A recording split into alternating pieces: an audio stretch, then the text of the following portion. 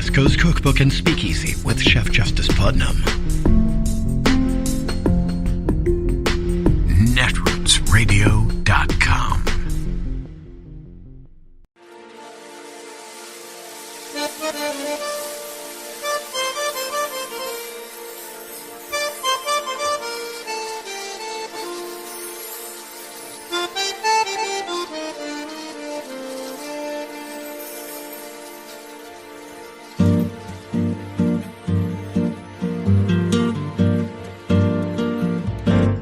Je voudrais du soleil vert, des dentelles et des théères, des photos de bord de mer, dans mon jardin d'hiver. Je voudrais de la lumière, comme en Nouvelle-Angleterre. Je veux changer d'atmosphère, dans mon jardin d'hiver. Ma fleur sous la pluie de novembre, tes mains qui courent, je n'en peux plus de t'attendre. Les années passent, il est loin, là je tombe. Nul ne peut nous entendre. Je voudrais du Fred Astaire, revoir un latte. You just know a story's going to be good when a Supreme Court justice refuses to comment and instead races to get ahead of the story with their own defense before the news breaks, before the public has even seen the allegations.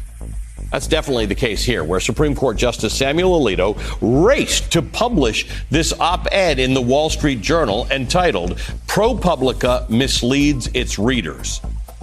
The story that got Justice Alito playing defense is this one. It's an incredible piece of investigative journalism showing that Justice Alito was treated to a major taste of the sweet life by a conservative billionaire who later had business before the court at least 10 times. Justice Alito didn't recuse himself from any of those cases. Okay, see the guy in the red in the middle of the picture here holding the gigantic fish. That is Justice Samuel Alito. The guy on the right in green, that's the conservative billionaire Paul Singer. In 2008, Mr. Singer flew Justice Alito to Alaska on a private jet for a multi-day luxury fishing trip. Now, if Justice Alito had chartered the plane himself, the cost would have exceeded $100,000 one way. Alito never disclosed that flight, and he didn't recuse in the cases that Singer was involved in before the court. Justice Alito's defense, which again he published in the Wall Street Journal in an op-ed rather than simply replying to ProPublica's request for comment, his defense was twofold. Number one, he said that the seat he occupied on the private jet would have gone unoccupied if he didn't take it. Now, Alito's excuse here is hilarious for a lot of reasons. Number one being that you could kind of use that excuse for anything, right? I mean, this luxury hotel room would have been vacant. I was just using a billionaire's extra apartment while it sat empty. The argument is weak tea. But I want to look at Justice Alito's second argument and billionaire Paul Singer's response, because the second defense sounds really reasonable at first blush. At second blush, if there's such a thing, it doesn't hold up to scrutiny. First, let's start with Singer's response. Singer says he didn't organize the trip and he didn't discuss it with his business. He didn't discuss his business interests while on the trip, which is possible. But pivotally, Singer also argued that at the time of the trip, neither Singer nor his companies had business before the court or could have anticipated that they would have business before the court in the future. ProPublica very clearly debunks that last bit. It turns out that the year before the fishing trip, in 2007, there was a very specific case in which one of Mr. Singer's companies had asked the Supreme Court to intervene. And after the trip, that company and the opposing party kept asking again and again. Okay, so now this gets us to Alito's second argument. When that case that I was just talking about eventually did make it to the Supreme Court in 2014, Alito claims he was, quote, not aware and had no good reason to be aware that Mr. Singer had an interest, end quote, in the case. Now, this one's a little hard to believe once you look at the case in question. Take a look at this. This is the Libertad, It is the prize ship of the Argentinian Navy. In 2012, it made international headlines because it was impounded, effectively held hostage by the government of Ghana on behalf of a hedge fund, Paul Singer's hedge fund. It was an international incident. At one point, guns were drawn. The whole thing had to be resolved by the UN's International Tribunal for the Law of the Sea. And Paul Singer wasn't some anonymous figure in all of this. Well, that is the showdown between Paul Singer, the man who runs Elliott Associates, and Argentina. Argentina described Paul Singer as a vulture capitalist. Argentina defaulted on its debt in 2001, and Singer's hedge fund reportedly bought up Argentinian bonds for pennies on the dollar, like a fire sale. In fact, Singer's fund purchased the majority of their Argentine bonds from June through November of 2008 for about 20 cents on the dollar. A year after the Supreme Court denied their first appeal request, and while Singer was fishing with Alito, that trip was July 2008. Then they acted basically like a junk debt buyer would in a small claims court, but on an international scale, demanding full payment. And Singer was very public about this, pulling stunts like the one with the Navy ship, and at one point even trying to seize the Argentine president's plane, like their version of Air Force One. That was the incredibly public, decade-long fight that brought Singer's hedge fund before the Supreme Court. The court ruled in Singer's favor 7-1, with Alito in tow. And Singer's firm ended up walking away with a reported $2.4 billion. $2.4 billion, a return on what was reportedly a $117 million investment. Oh, we're not done, by the way. The month after the Supreme Court ruling, because of this hedge fund owned by the hedge fund-owned debt situation, the entire country of Argentina defaulted on its debt a second time. And news outlets across the country framed the whole thing as Argentina versus Paul Singer.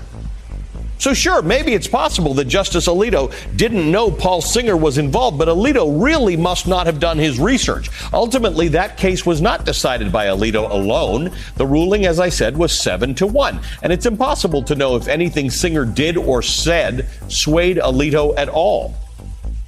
But between the $100,000 flight, the lack of disclosure, the lack of recusal, the lame excuses, and the attempt to smear ProPublica in the Wall Street Journal, something here stinks. And it ain't the fish.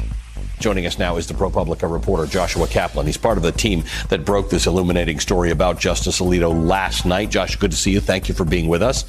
I just want to get down to the bottom of this because Alito is claiming he's got a very peripheral, tangential relationship with Singer. But there was stuff happening in 2007 with Singer and the Argentinian government, and this was still going on when this fishing trip went on. How did Alito get onto this fishing trip? Yes, it's a really interesting question because actually, one thing we learned is they hadn't met before, this billionaire and Justice Alito. So Singer, the billionaire, was invited on this trip by Leonard Leo. He's the longtime leader of the Federalist Society who helped handpick Trump's lists of Supreme Court nominees. And Singer was a major donor to Leo. He invited him on this trip, and then he asked if Leo and Alito could fly on his private jet.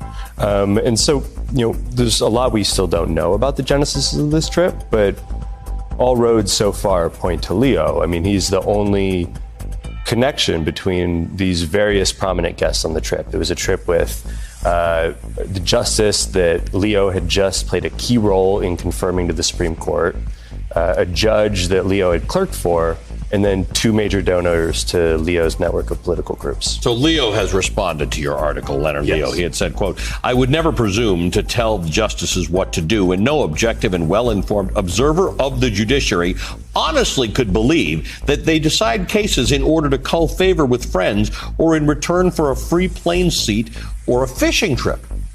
Leonard Leo's incredulous that someone might take something in response for something else. Now, you work for an organization and I work for an organization that has rules about what you can take from people, right? The rule doesn't say I can't take a gift because I might fall under their influence. The rule says you can't take the gift so that the public can understand that I don't take gifts from people. and you don't take gifts from people. It's not a whether or not you did something. It's these guys just don't seem to understand rules. Yeah, I mean, exactly. There's no evidence that this was a quid pro quo, that there was a specific ruling in exchange for a specific gift. But I think what this underscores here is that, the rules you're talking about that you and I have as journalists are also rules that are very strictly in place in just about every other part of the federal government. Correct. In terms of what gifts you can take from outside parties, what you have to disclose, and all manner of other things. I mean, these are the trips that we're talking about here would be unheard of for virtually every other employee of the federal government. So interesting way this happened. You guys write this article. You ask for response from Alito. He then publishes an op-ed in the Wall Street Journal, which is odd. But then this evening, the Wall Street Journal published an editorial as well, in which it says ProPublica's focus on recusal is the latest angle in the progressive campaign to cripple the court's new majority. By imposing even tenuous associations as grounds for recusal, litigants can exclude certain justices from hearing a case. With a court of only 9 justices, this could determine the outcome. Call it court thinning rather than court packing, but the effect would be similar. So they are ascribing motive to the fact that you wrote this article. That's something that suggests that you're trying to somehow hobble the Supreme Court. You're writing an article, which is what you at ProPublica do. You research things, you uncover things, you report things, and you write the article. Yes. So, I mean, to be clear, we are covering the Supreme Court because last year my colleague Justin and I we're thinking about how it seems like the judiciary just doesn't get covered like other branches of government. There's vigorous coverage of Congress people of both parties, of presidents, of cabinet officials, and there's not a history of investigative coverage of the Supreme Court or the lower courts for that matter. And, turns out, as we started digging, that there's a lot to find there, I think because the rules that exist in these other branches just aren't in place when it comes to the Supreme Court. Which, by the way, most of us didn't know and we have now learned. Right. But you are bearing witness and you're trying to hold to account. But the Wall Street Journal tonight says that you've got some effort to undermine the court. Yeah. Would it be fair to say, I'm going to ask you that, do you have some effort to undermine the Supreme Court? There's absolutely no effort to undermine the court. And I feel like there's a valence in the editorial, of course, that this is of partisan motivation as well, which I can say that we are actively reporting on all the justices, and we are, eager to learn as much as we can about ethics on the Supreme Court with no regards to partisanship. It is Thursday, the 22nd of June of 2023, and you are in West Coast Cookbook and Speakeasy. I am your chef de cuisine, Justice Putnam. Gunner, the English bulldog, is our snoozing sous chef. Precious, the little Yorkie, is our door girl, and she will be seating you directly for our especially special daily special, Metro Shrimp and Grits Thursdays. A little bit of jambalaya, a little bit of spice in your life, just a little. Well, how are you, folks? We had quite a day yesterday, didn't we not? And we're going to have another fine one today, I presume, because, yes, the Supreme Court does hand down decisions today, I regret to inform you.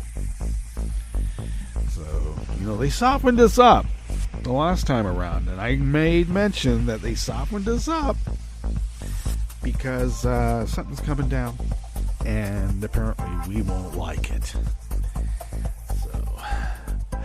And I'm not just talking about Alito and Thomas and the rest of the maggot court. Here we have Kagan, who won't eat a bagel because it might violate, ethics that the Supreme Court doesn't have to follow anyway. But, she's not the maggot court. And then you got the maggot court saying that $100,000 one-way private jet seat would have just gone vacant. I had to take it. Had to. Can't leave things vacant. Got to fill them up.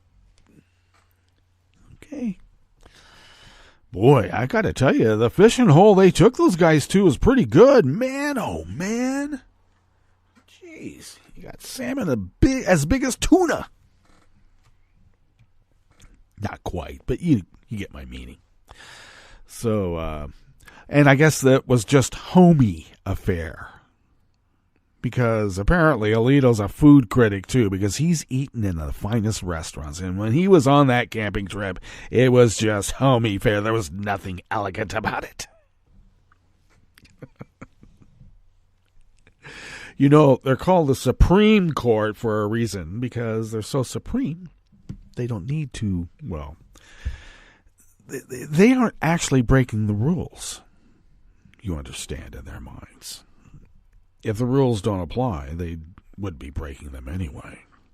And since they are just, well, you know, the finest legal minds in the history of the world,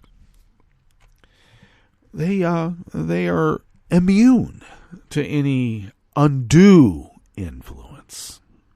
And I put the emphasis on undue, because undue influence is apparently the kinds of influence that doesn't pay you. If only we had taken Alito and Thomas and the rest of the MAGA court on $1 million fishing trips, feted them, bought their moms' houses. If only we had done that, we'd have equal protection and due process for all now. And now we don't. See? We just didn't grease the right palms because we were unwilling to adapt to a new world.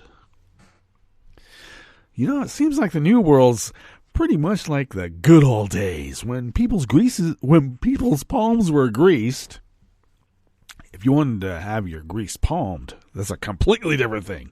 But in this instance, they had their palms greased instead of greasing the palms greased. Never mind. Give and take. Give and take. And representative democracy was supposed to, mitigate that.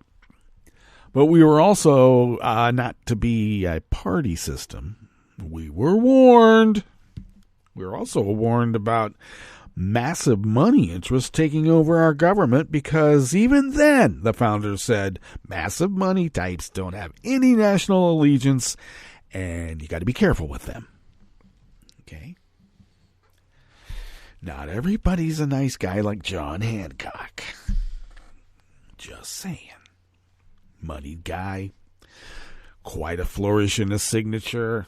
But, a nice guy. All right? He wasn't a traitor. Of course, the big money interests don't consider themselves traitors because they don't have any national allegiances anyway. They're bigger than nations. Nations. How quaint. All right. Yeah, we got nations going up against one of the big money boys now, old Ellen. I call him Ellen. I know everybody says Elon. But he'll always be Ellen to me. And that's not meant like Ellen DeGeneres or, I'm not feminizing him. I just think that his name should be pronounced Ellen. E-L-O-N, Ellen. None of this Elon. Elon this. Apparently, cis. Saying cis, calling someone cis, calling yourself cis is harmful hate speech on Twitter now, and he has banned it. And anyone using it will be banned accordingly. Well, cis this. I tweeted that too, and I haven't been banned yet. They'll catch up, I know. All right. Sounds to me like he's got a kid who has a trans medical procedures happening, and I guess he doesn't like it. I think that's really what's happening. Such a small mind. He was supposed to be the savior of the world. Yeah, well, all I know is that seeing what's happened with this submersible kind of makes you wonder if you really want to get onto a thrill ride where oxygen is given out in increments of time. You can run out of it. I don't want to do that. I don't consider that fun. So you think about the submersible, and then you think about Elon Elon Musk wanting to take people on joyrides to Mars. Get out of here. Okay. Can't find it either. I'm talking about the submersible. I actually think that the thing imploded when it got down to whatever, 175 or a little bit more. I think those was meters, so it's considerably deeper than the feet that we might be considering. But nonetheless, when they were around, maybe 200 meters, and communication stopped suddenly, and all the backup stuff that apparently was kind of MacGyvered together, and not very well, apparently. All of those failed, too. I think that was when that thing had a breach of the hull and it just imploded. That's what I think. And they've been dead for all this time, unfortunately. I am sorry. And the banging we hear is just some metal banging up against the hull of the Titanic as the current shifts back and forth, which could happen on a time basis. Just saying. Composite material for the hull. Composite. And they went down there a while, and apparently I would think that maybe the composite gets weakened after time at pressure. Scary.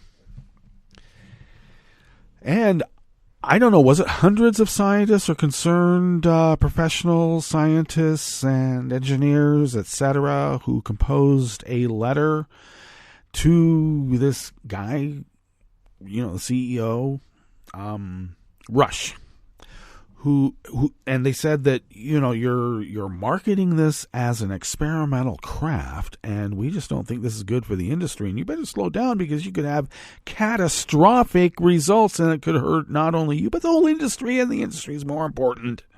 And he basically said, safety is for, wimps. I'm not letting that guy fold my parachute and pack it. I'm just saying. Safety. And, he thought he was going to be regulated. Well, maybe he should have been. Now, of course, everybody signed a waiver that if you get, compacted down to smaller than the size of a can of sardines, that, you waive all liability and your heirs can't sue. Well, that's nice. And everybody can say that they died doing what they love doing. But I have to say that in the instant all that happens, that's not the most favorite thing that they were doing. Nah. I keep telling everybody that if they ever find themselves saying, well, at least Justice died doing what he loved doing. I didn't love it at that point. I just did not. Yikes. Okay. So much in the world going on, and I don't know. Too bad the effort to find, 500, 1,000 migrants floating out in the Mediterranean. Oh, we just can't take the effort for that. They're just migrants. Okay. I guess 5 is worth more than 500. I guess. Okay, what do we have in store for you here in the Bistro Cafe? Yes, I had to turn around and see what we are doing here because we have many devices going on at the same time. But we do have quite a show curated for you today. And at the top, that was a little bit about Leonard Leo and Paul the Vulture Singer. Everybody forgets about vulture capitalism, and now they're remembering, that Paul the Vulture Singer. Yeah, that guy went into Africa. Totally effed them up. Tried to steal IMF funds from African nations. That's what that Argentinian thing was all about. Going into governments and stealing their wealth. That's nice. Hostile takeover this. Well, they matched old Paul the Vulture Singer with Alito because Leonard Leo knows our Supreme Court is the best Supreme Court that money can buy. Well, on the rest of the menu in the Bistro Cafe, the Navajo Nation declared a widespread Medicaid scam in Arizona a public health state of emergency. A federal judge struck down Florida's ban on Medicaid funding for transgender treatment. And Alabama lawmakers are set to begin work on new congressional maps after the U.S. Supreme Court, see, they softened us up, ruled the state's existing plan was a racist gerrymander. I'm still waiting to see what they're going to do to, play a little nice and then they play a little rough. We'll see later on. After the break, we move to the chef's table, where the Australian online safety watchdog issued a legal notice to Twitter demanding that Elon Musk stop the hate speech in 28 days. And Tel Aviv University announced it has removed the Sackler family name from its medical school after decades of donations from the makers of OxyContin. All that and more on West Coast Cookbook and Speakeasy. Bon appetit.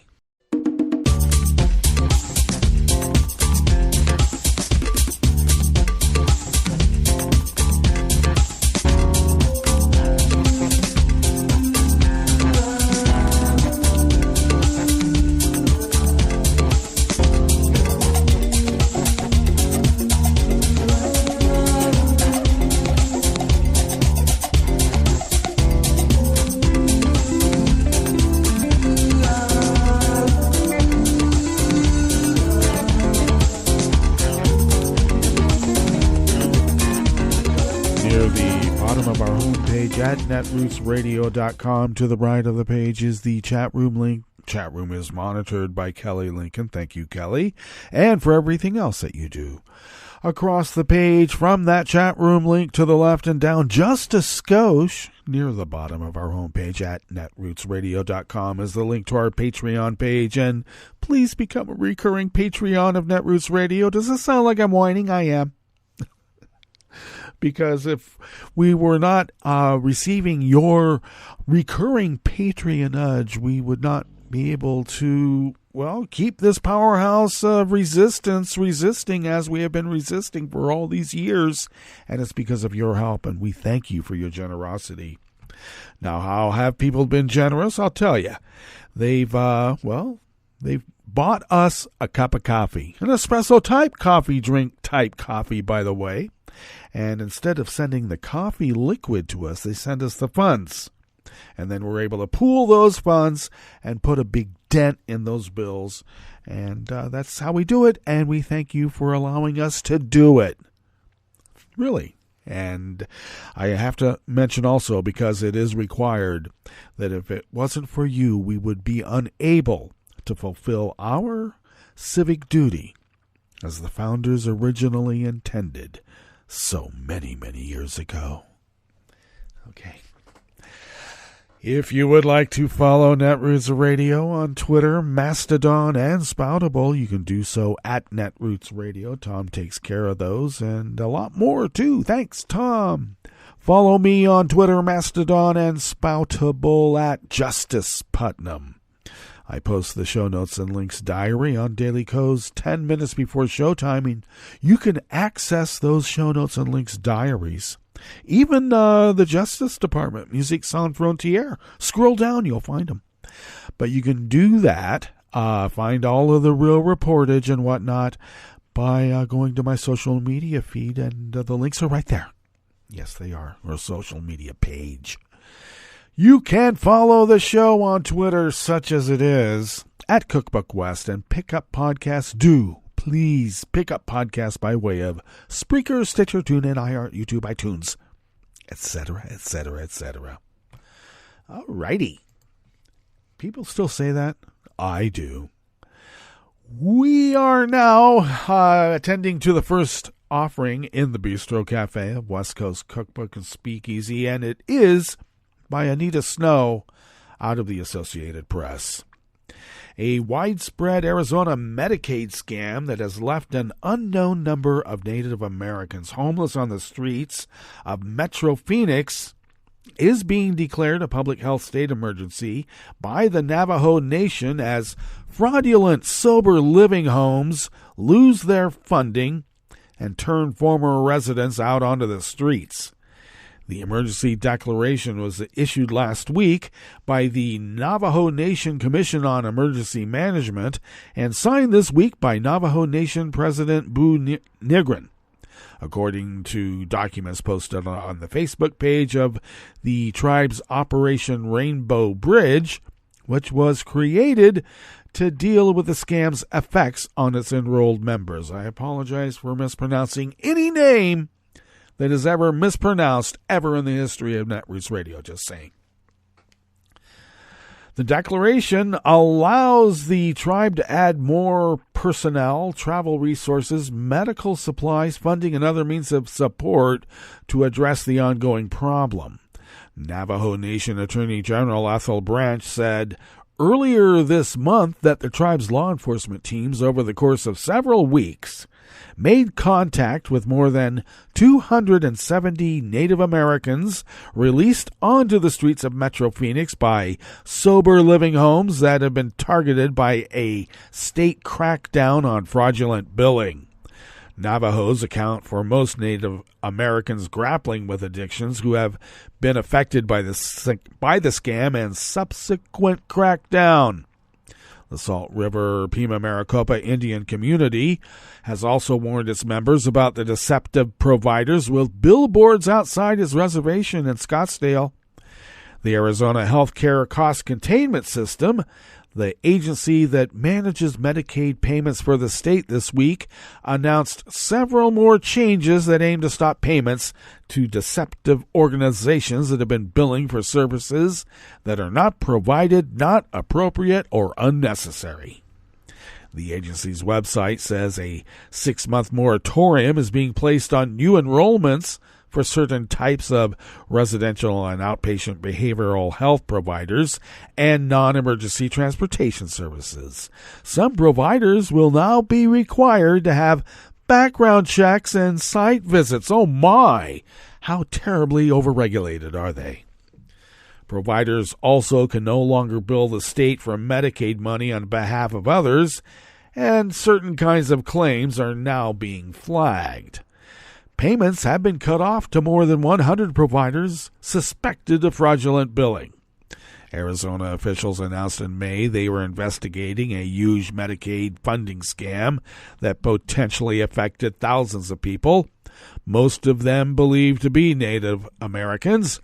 State officials believe the fake homes have defrauded Arizona out of hundreds of millions of its share of federal Medicaid dollars. And state authorities so far have seized $75 million and have issued 45 indictments in the investigation that also includes the FBI and the U.S. Attorney General's office. Well, that's good.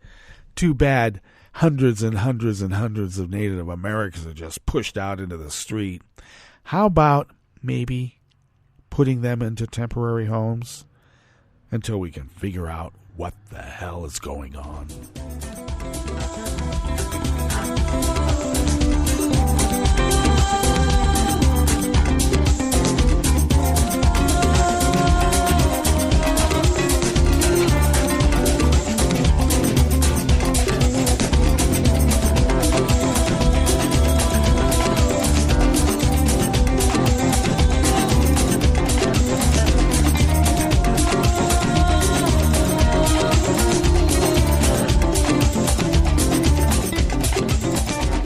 Associated Press staff bring us this next offering here in the Bistro Cafe of West Coast Cookbook and Speakeasy. Metro Shrimp and Grits Thursdays, a little bit of jambalaya, a little bit of spice in your life.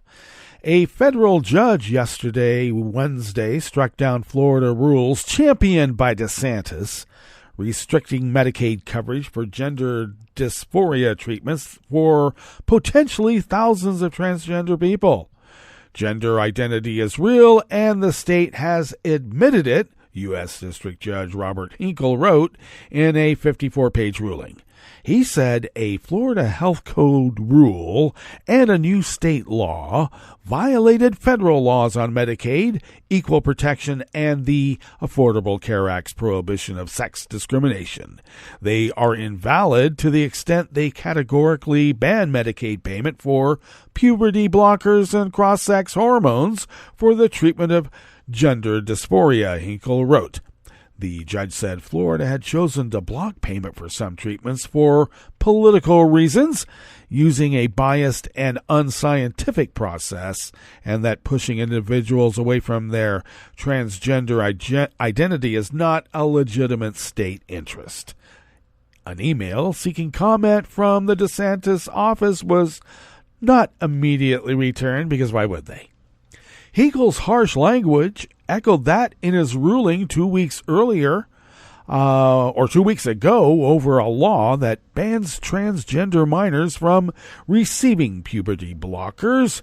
Hinkle, who was appointed by Bill Clinton, issued a preliminary injunction so that 3 children could continue receiving treatment.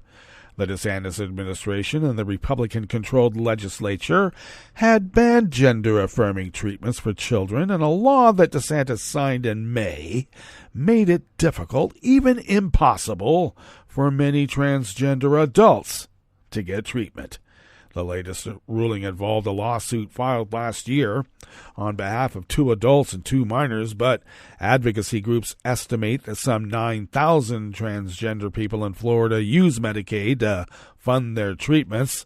Hinkle also addressed the issue of whether gender-affirming treatments were medically necessary and noted that transgender people have higher rates of anxiety, depression, and suicide than the general population. Transgender medical care for minors is increasingly under attack. Florida is among 19 states that have enacted laws restricting or banning treatment, but it has been available in the United States for more than a decade and is endorsed by major medical associations.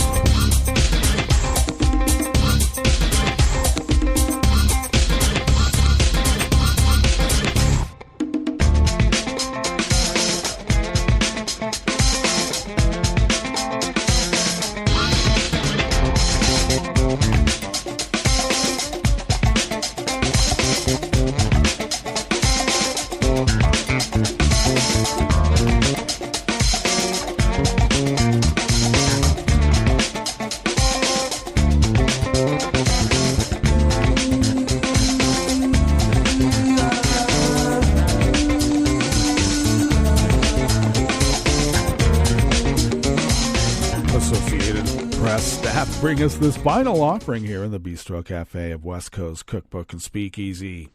Alabama legislators will hold their first meeting next week to determine what the state's new congressional map should look like after the Supreme Court, the U.S. Supreme Court, ruled the state's existing plan unlawfully diluted the power of black voters. In other words, it was a racist gerrymander. The chairman of the Permanent Legislative Committee on Reapportionment on yesterday, released a schedule for hearings and deadlines. A 3-judge panel last week gave lawmakers until July 21st to adopt a new congressional map. The deadline comes after the U.S. Supreme Court last week affirmed the panel's finding that Alabama violated the Voting Rights Act with a congressional map that had only one majority black district out of 7 in a state where there are more than 1 in 4 residents who is black. The state must now draw a new map where black voters comprise a majority or close to it in a 2nd district. The Reapportionment Committee set a June 27 public hearing, a July 7 deadline to submit plans to the committee, and another public hearing for July 13th. Hearings can be watched online at the Alabama Legislature's website. Lawyers for the state of Alabama told the 3-judge panel last week that they were prepared for a special session beginning the week of July 17th. The court would then review the plan enacted by lawmakers. The judges tentatively set an August 14th hearing date to review the new map. Well, good. And that brings us to our break, so let us do that. And when we get back from that break, we will go through weather from around the world, and we will finish up with the stories that we've curated for you today. You are listening to West Coast Cookbook and Speakeasy, and we will be right back. You are listening to netrootsradio.com. Please hang up and try again.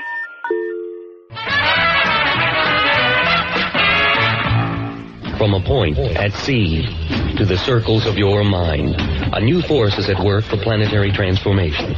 New radio for a new Earth.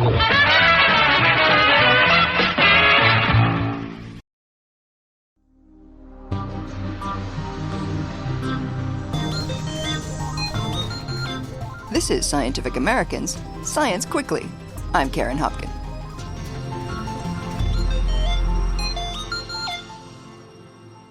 Little kids say the most nonsensical things, like my son at the aquarium when he was 2 or 3. They say blue, blue. I think that one and this one is saying blue, blue. Even sweeter are the sounds they make when they're just beginning to explore their vocal capabilities. But human babies are not unique, at least when it comes to this sort of inarticulate articulation. Because a new study shows that baby parrots also babble before they leave the nest. The findings appear in the journal Proceedings of the Royal Society B, Biological Sciences. When baby humans are babbling, they're kind of stringing a bunch of sounds together in sort of unintelligible ways. There's no identifiable context. Carl Berg is an associate professor of biology at the University of Texas, Rio Grande Valley. He says parrot babble is really very similar. Gibberish is a good descriptor. They're kind of mixing everything together and just seems like they're regurgitating everything they've ever heard before. Berg and his colleagues have been studying a species of parrot called the green-rumped parrotlet in Venezuela. We've been intensively monitoring the population. We're in our 35th consecutive year. The researchers positioned video cameras inside the birds' nests, but it took them a while to notice the baby parrots running through their vocal warm-ups. We initially missed it because when we first started filming inside the nest cavities, all the action, sort of all the interesting things seemed to be happening when the parents would arrive. That prompts the babies to start clamoring for food. But when their parents are away, the nestlings take turns napping, preening each other, and talking to themselves. Oftentimes the other siblings are asleep. And they keep up this peeping and cheeping even after those siblings have flown the coop, leaving them the last little parrotlet left in the nest. So they're spending endless hours in there alone, and they do look kind of bored, and we see babbling then as well. This nestling nattering differs from adult conversation in that it's a little lackadaisical and very, very quiet. If you're standing just a few feet from the nest, I suspect you would not hear it. Whereas mature calls are much faster paced. And generally more strident. Keeping these experimental vocalizations to a whisper makes sense if you want to avoid attracting predators to your nest. And South American parrots are not the only ones that do it. Berg has since found that the babies of another type of parrot, one that lives in Mexico and southern Texas, also babble, in work that he'll be presenting at the Animal Behavior Society's annual meeting this summer.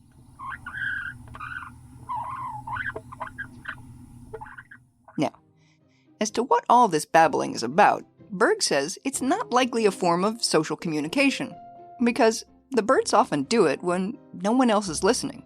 Of course, a better explanation for what they're doing is that they're practicing and possibly adjusting the way they make certain calls as they get a better handle on what they're hearing, presumably by watching and listening to adults as they interact. So, in addition to producing the standard feed me chirps, the babies are tossing out contact calls, like the ones adults use to coordinate their movements, alarm calls, like the ones that ring out when a parrot spots a snake or a hawk, and warbling calls that are produced to defend the nest.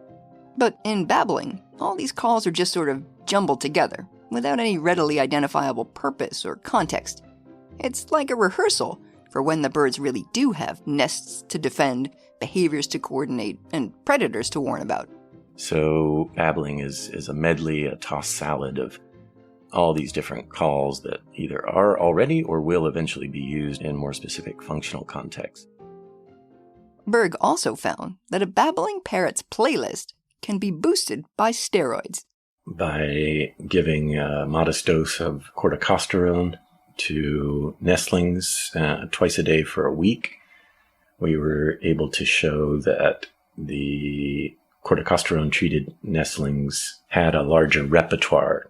Well, that makes sense because stress hormones are key to coordinating a baby bird's growth and maturation. Now, as to whether having a more extensive songbook might be beneficial, it's quite possible. A large repertoire in songbirds has been shown to be advantageous in numerous ways related to reproduction. To find out if the same is true for parrots, Berg will continue to observe his oldest feathered friends.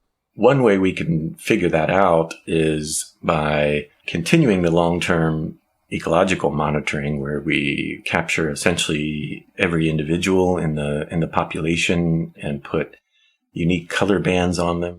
That way, Berg and his colleagues can assess whether the parrots who had the widest vocabulary in their baby days are the movers and shakers in parrotlet society today. At least as evidenced by their reproductive success, which would be something to crow about.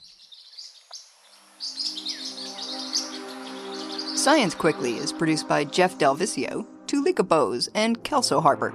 Subscribe wherever you get your podcasts, and visit scientificamerican.com for updated and in-depth science news.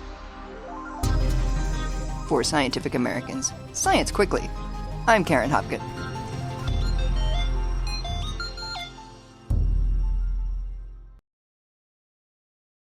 Hi, it's Tom. Could we humbly suggest your donation to netrootsradio.com? All we've got to run this 24-hour powerhouse of progressive resistance radio is what comes out of our own wallets. And you are our biggest donor.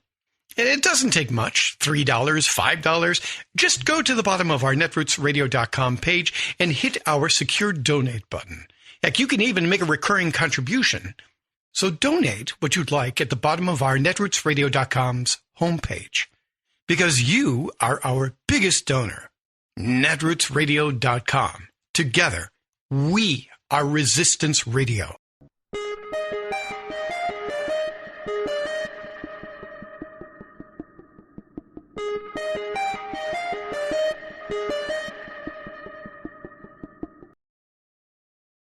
I'm Rick Smith, and this is Labor History in 2.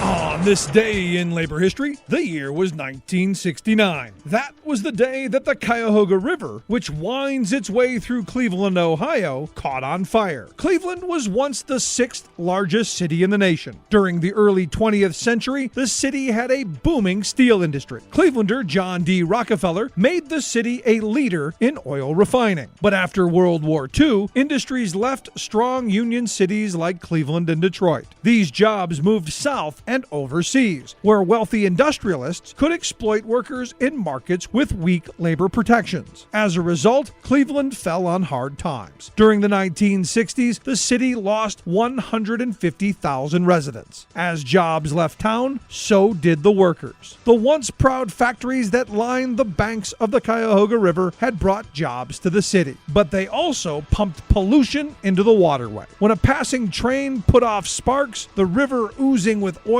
and debris caught fire. It was not the first time that the river ignited. Time magazine posted dramatic photos of the burning river, although the photos were actually from an earlier blaze. The pictures helped to fuel the growing environmental movement. They gave momentum to the passage of the Clean Water Act. The Cuyahoga was not the only urban river impacted by industry. The Time article described how, quote, Omaha's meatpackers filled the Missouri River with animal grease balls as big as oranges. Today, one of Cleveland's breweries sells a popular Burning River Pale Ale. The Burning River is part of the history and the folklore of the city.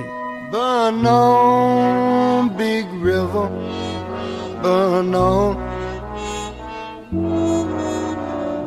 on, big river. Like what you hear? Check out more at laborhistoryin2.com.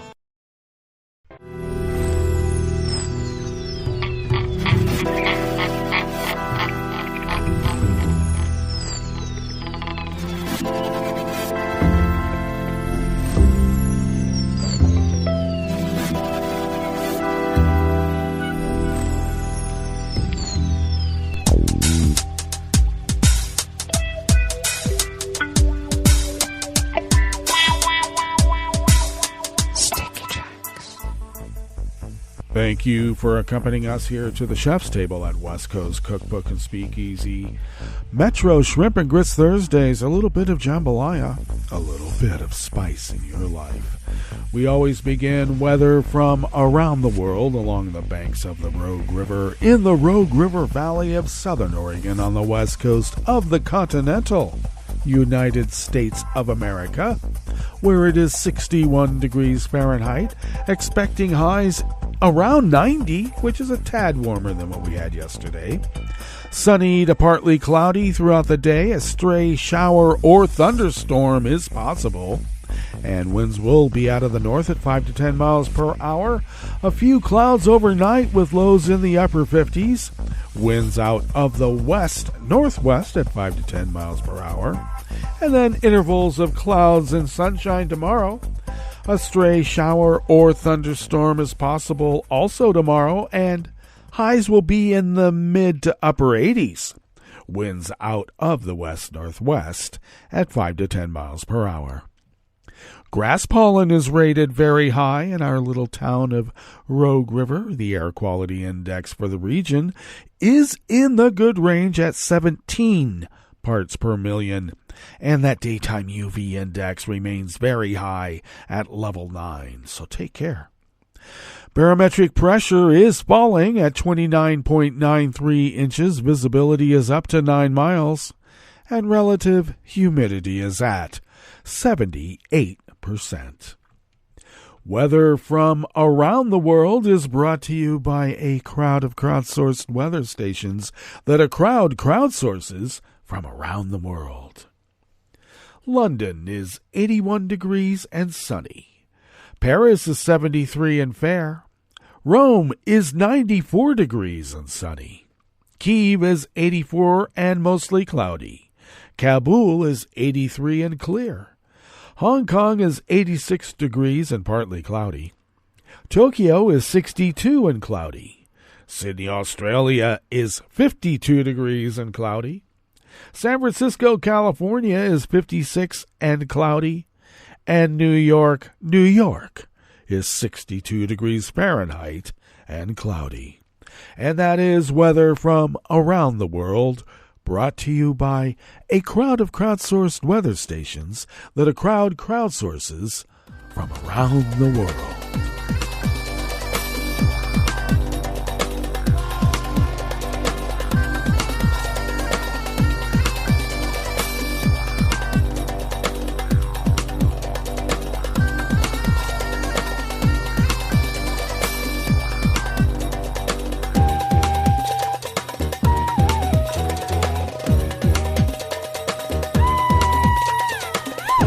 Girk of the Associated Press brings us this first amuse-bouche here at the chef's table at West Coast Cookbook and Speakeasy Metro Shrimp and Grits Thursdays.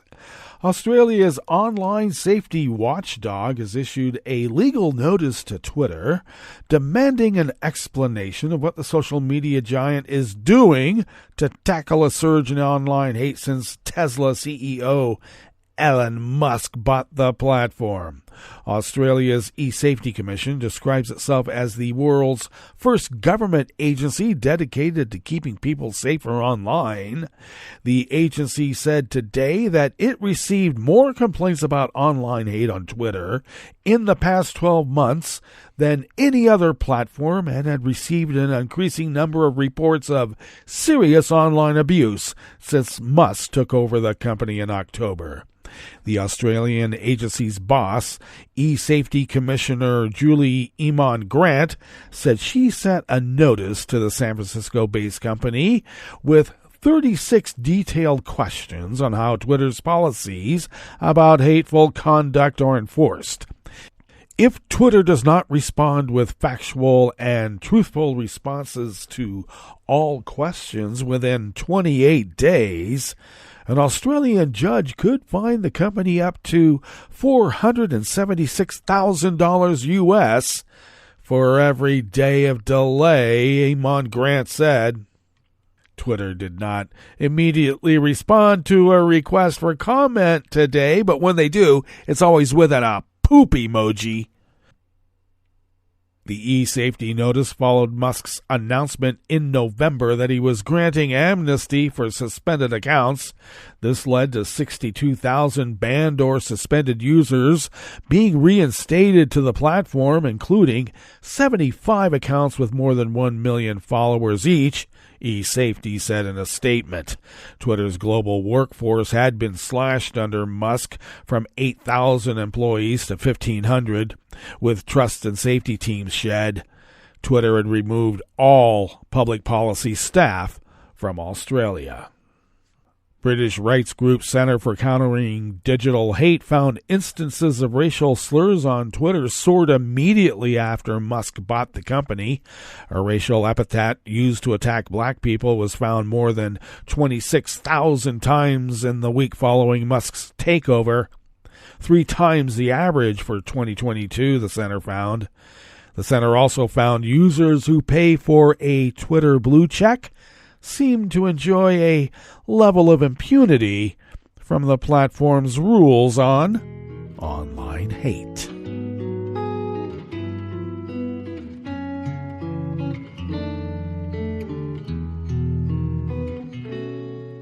Je te donne seulement l'amour pour la vie entière, la promesse de me trouver à tes genoux.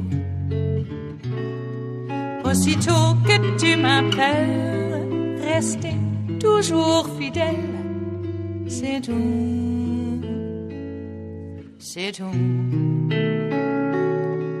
Je te donne tous mes printemps, mes étés de mer, mes automnes quand les feuilles tombent partout. Si ce n'est pas une bonne affaire, je te donne tous mes hivers. Staff at the Associated Press brings us this final amuse-bouche here at the chef's table at West Coast Cookbook and Speakeasy. Tel Aviv University announced yesterday, Wednesday, that it has removed the Sackler family from the full name of its medical school after decades of donations from the makers of OxyContin. The move came after years of petitions to pull the longtime donor's name from the campus, while the Sacklers faced extensive lawsuits for their role in the opioid epidemic. Last month, an American court approved a plan for the maker of OxyContin to settle thousands of legal claims connected to the opioid epidemic, while shielding the billionaires of Purdue Pharma, the Sackler family, from additional lawsuits. The university said that the Sackler family has kindly agreed to remove their name from the Faculty of Medicine in order to allow new donors a chance to put their name on it, while it gratefully acknowledges the multi-decade contributions of the Sackler family. The Sacklers have been donors to the university for 50 years. According to the Associated Press investigation in 2019, the Sackler family had donated millions to academic institutions, including hundreds of thousands of dollars to Tel Aviv University, even as they faced growing scrutiny for helping fuel the opioid crisis in the United States. Well, that brings us to the end of our broadcast period for the day, but you do know Netroots Radio broadcasts on, and we will meet up here tomorrow for Blue Moon Spirits Fridays. So do stay tuned to Netroots Radio all day and all night for all the breaking news as it breaks. And we will meet up here tomorrow, right here in West Coast Cookbook and Speakeasy. Bon appetit.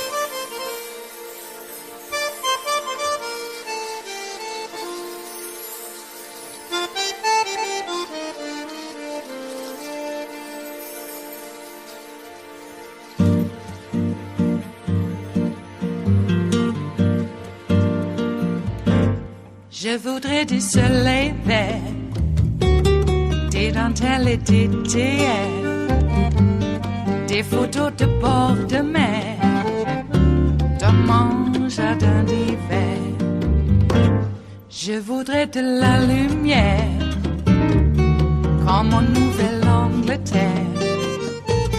Je veux changer d'atmosphère, dans mon jardin d'hiver. Ma fleur sous la pluie de novembre, tes mains qui courent, je n'en peux plus de t'attendre. Les années passent, qu'il est loin, là je tombe. Nul ne peut nous entendre. Je voudrais du Fred Astaire, revoir un latte Goël. Je voudrais toujours te plaire, dans mon jardin d'hiver. Je veux déjeuner par terre, comme au long de golfe clair, t'embrasser les yeux ouverts, dans mon jardin d'hiver.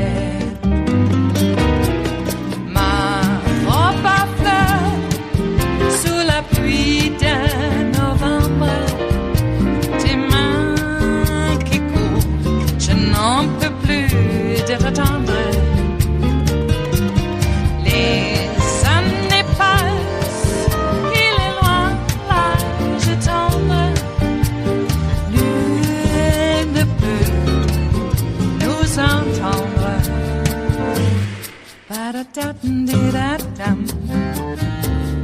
Ba-da-da-dum-di-da-dum.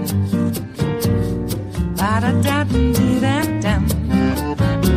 Dans mon jardin d'hiver. Ba-da-da-dum-di-da-dum. Ba-da-da-dum-di-da-dum. Ba-da-da-dum-di-da-dum. Dans mon jardin d'hiver. Dans mon jardin d'hiver. Dans mon jardin d'hiver.